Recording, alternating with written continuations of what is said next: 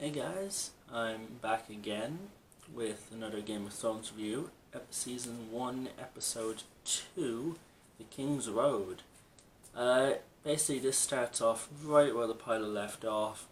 Bran's been pushed out the window of the tallest tower because he caught Jaime and Cersei getting it on Alabama style, if you know what I mean. And he's in a coma, but and you get Lady Stark's reaction. Obviously she's heartbroken, traumatized.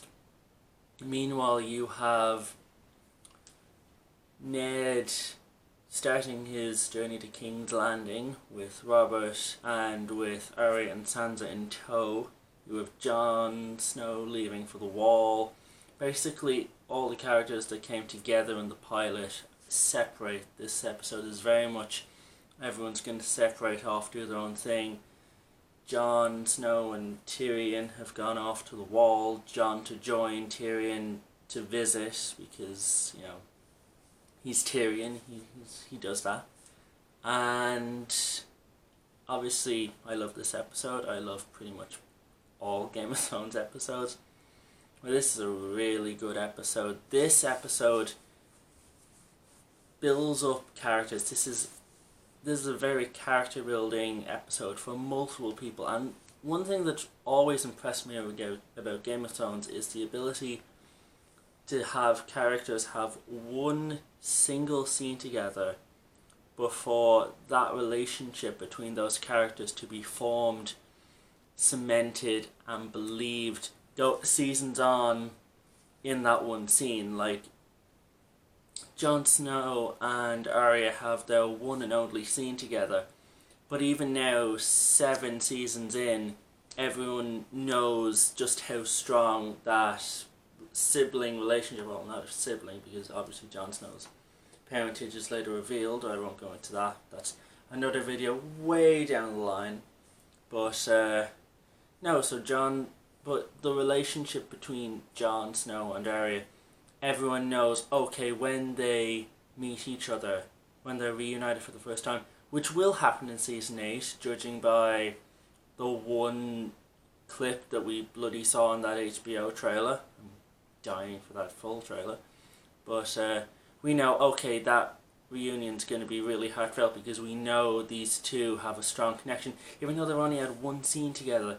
But it was an amazing scene, and it's where Arya got Needle, her sword. I love that scene, and like, it just goes to show how good the writing on the show is, that they can form lasting relationships that people care about from one scene. In some cases, no scenes, but that's just because of how strongly the characters have been built up. But again, another thing for another time, another video. Yeah, Tyrion. Again, I'm going to gush about Tyrion a whole lot over the course of these many videos, because he's my favourite character, and in this episode he has 2 amazing scenes. One, he just slaps the shit out of Joffrey. I could watch that on repeat so many times. And another was the scene with him and Jon Snow in the woods, and Jon just asks him, why do you read so much? And this is a big sort of indication of the character that Tyrion is, even this early on in the show. His response is because it's his responsibility as a Lannister. You know, while his family treats him horribly, as we see throughout the seasons, he knows that he's lucky to be a part of that family, because as an imp, if he had been an imp and born as a peasant, he'd have been left to die. So he tries to give back to his family the only way he knows how, and that's with his cleverness, his brains, and reading helps his cleverness. And it just shows what I love about Tyrion, which is he knows his weaknesses. Everyone knows his weaknesses, and people get hung up on his weaknesses. But he knows his strength just as well, and he relies on that strength, and that is why I think so many people gravitate towards Tyrion. Not just the fact that he's a badass and Peter Dinklage is amazing in the role, but just the character that I think everyone can look up to. But other than that, what else happened this episode? Oh, yes, Robert and Ned just have this conversation while, I believe, having lunch or something, but and they're just talking about the old days, like what happened during Robert's rebellion, reminiscing, and this goes down to the strength of both actors. But I could just watch that scene. I could watch those two characters just talk about their history together and the women they've been with and the battles they fought. I could watch that all day because I love both characters. Obviously, Ned Stark was the centerpiece of the show for the first season, but I always think that Robert Baratheon was one of the most underrated characters. He is such a fascinating character, and it gets explored more and more throughout this season. But even in this episode, you just get a sense of his flaws, but also you still like him because you can understand, like, he went to war over the love of his life being taken, and obviously that's something we can all, like, relate with. In any other story, he would be the absolute hero, but in Game of Thrones, there's so many shades of moral greyness to him. Like, he has this vendetta against Daenerys. He doesn't even know Daenerys. It's like, she's a child, he doesn't know anything about her, but he wants her dead because he just hates the Targaryen family that much.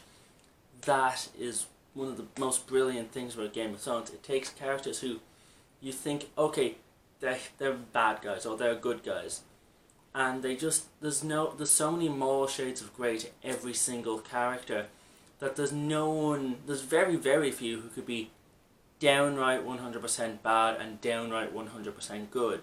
Like, Tyrion's not 100% good. Like, he's a Lannister, he still has that kind of smug air to him at times. He's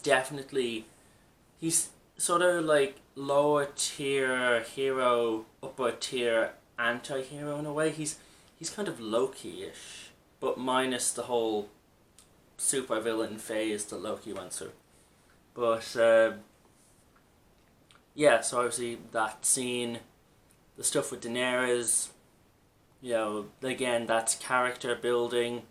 Daenerys in the first season, her story arc is kind of, it's slow at times, like it's going to pick up in the next episode or two. But yeah, it's a lot of sex stuff for season 1. But no, what else? Obviously, and again, you have more of Lady Stark, in her most motherly form. Like, her whole character is defined by her being a mother. She's kind of like, her and Cersei are like the yin and yang. Like, she's the good side of sort of the loving mother type, and Cersei is the bad. So it's just like these two black and whites. But this is the episode where you most see her just at her lowest ebb as a mother, just caring for Bran, hoping he wakes up. And you then have the mystery of whoever breaks in to try and kill Bran, obviously sent by Jaime, because he was the one who pushed Bran off the tower. But yeah, so it's just like the wheels are all being set in motion, and then obviously at the end of the episode we get the first legit cunt Joffrey moment. Like, he had been a bollocks earlier in the episode when he was going on about how he hates the moaning and wailing of women before Tyrion slapped the shit out of him. But this was the moment when you see, oh shit, he's not just he's not just this prick, he is this cruel prick. He was a right royal prick in the first 2 episodes, but at the end of the second episode, you realise just how much of a cruel prick he is. When he just, for no reason at all, just starts abusing and bullying the butcher's boy. that Arya is playing with on the journey down the Kingsroad to King's Landing.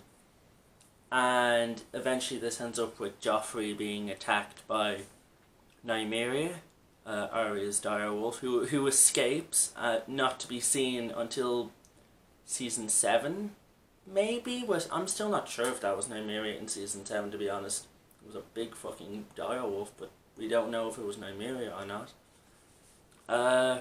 Yeah, Joffrey gets his arm hurt. He has a moment where he legitimately just threatens Arya, like, I'm going to kill you, you little fucking cunt, and, like, goes to show, yeah, Joffrey does not give a fuck that he's engaged to Sansa, because, like, saying that to your fiance's little sister, like, what a fucking evil, arrogant cunt Joffrey is. I'm going to be saying that a lot between now and season 4. Yeah, as you can tell, I'm just going to be dropping spoilers in the middle of a spoiler talk of a different subject. Like, you know, these videos really are if you've just seen everything Game of Thrones. But, no, so, obviously, you get the first legitimately just heartbreaking moment of the show, which was Ned having to kill Sansa's direwolf lady, because obviously Nymeria gets away, and Cersei just goes into cunt mode and just demands some direwolf gets killed, and it's just a really sad moment, and it sets and it cements this idea of Sansa and Arya are sisters, but they're so polar opposites to each other, and they will be conflicting throughout this season. And this was the start of that conflict of Sansa wanting to marry Joffrey because, you know, he is a prince and he's kind of good looking. Like, I don't see it, but she does. And just the duty of having to marry him, but also him being a cruel, evil little shite. So yeah, this just sets many things in motion for the rest of the season, but also builds character, and it's a great episode, and I really like it. I give it the same score that I gave the pilot, although the one thing that is annoying me about season 1 is Daenerys' brother. Obviously, we all know he doesn't stick around long, but watching it back, I just really don't like him. And not in that way of, like, Joffrey or Ramsay hate, where it's like, I hate him, but I understand why he is the way he is. And he's like, not that character, like, you hate him so much to a cartoonish degree that you kind of enjoy it. Viserys is just, like, a one-dimensional, you know, thinks he's all that, but he really isn't, sort of bastard.